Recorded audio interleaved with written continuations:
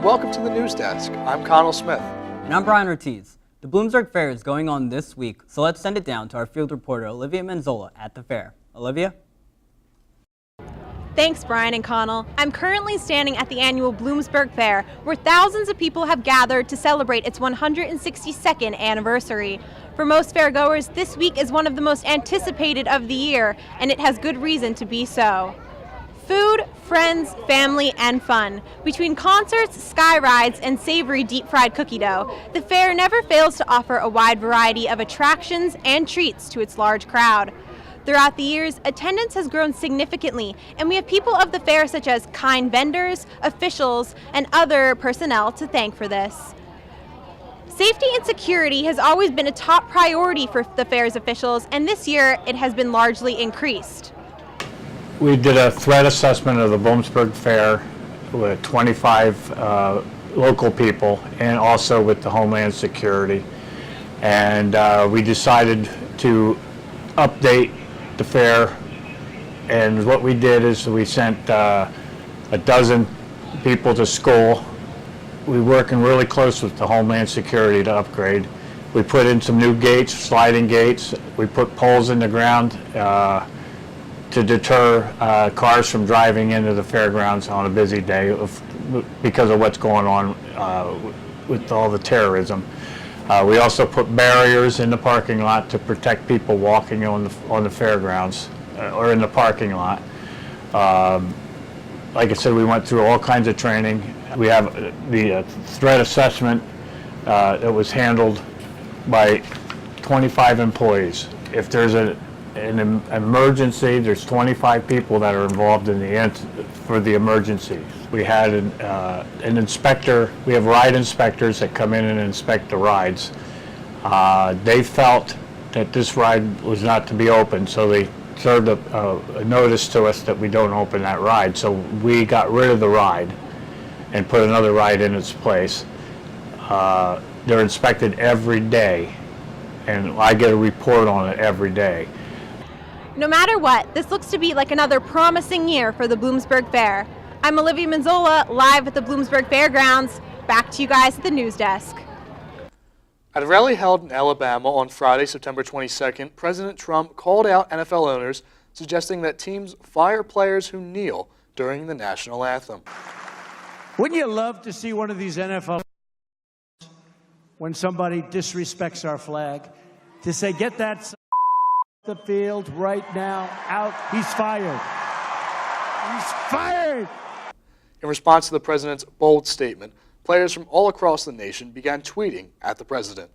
Buffalo Bills running back LaShawn McCoy took to Twitter and said, "It's really sad, man. Our president is an expletive." McCoy was also seen stretching while the national anthem was being sung.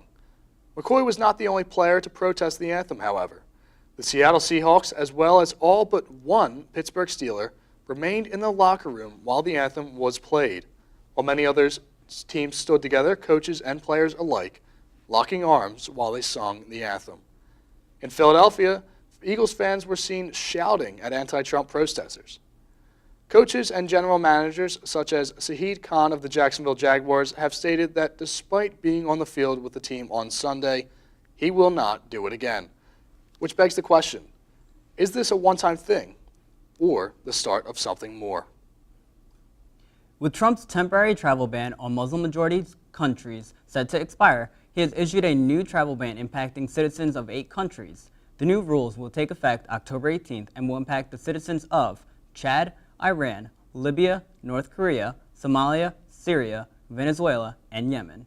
As president, I must act to protect the security and interests of the United States and its people, said Trump. The Department of Homeland Security officials say the restrictions are targeted at countries that refuse to share information with the U.S. regarding travelers' terror-related and criminal histories. The ban comes only a week after a bomb partially exploded in a London subway. Trump tweeted, "The travel ban into the United States should be far larger, tougher, and more specific, but stupidly, that would not be politically correct."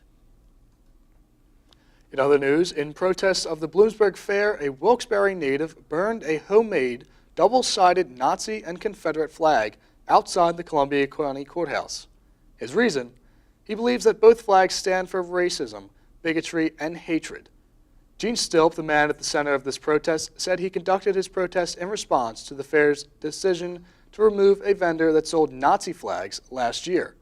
However, the fair still allows vendors to sell Confederate flags on the premise that there's no law against the sale of Confederate flags, which Stilp feels is immoral. Puerto Rico is currently recovering from the devastation from Hurricane Maria. Food is running low and clean water is scarce. Power is out across the whole island and is not expected to return for months. Everything is limited, including communication. The government is out of money and the country needs your help. To donate, please go to redcross.org. October is here and yet it feels more like July. Danny, can you tell us if the heat is going to let up anytime soon? Thank you, Connell. As you can see, the weather cooled down just a bit over this past weekend, getting down to the mid-60s. But don't pack your bathing suits away just yet, because the summer weather isn't over. Tomorrow it's going to be back up to the high 70s, partly cloudy, with a low of 53. Thursday and Friday are going back up to the 80-degree weather, partly cloudy, with a low of 53 and 54 degrees. So if you still want that summertime glow on your skin, spend some time outside these next few days. But don't forget the sunscreen. Back to you guys. Thank you, Danny. We're out of time for tonight. It has been a pleasure as always. Thank you for watching the News Desk. Good night and good luck.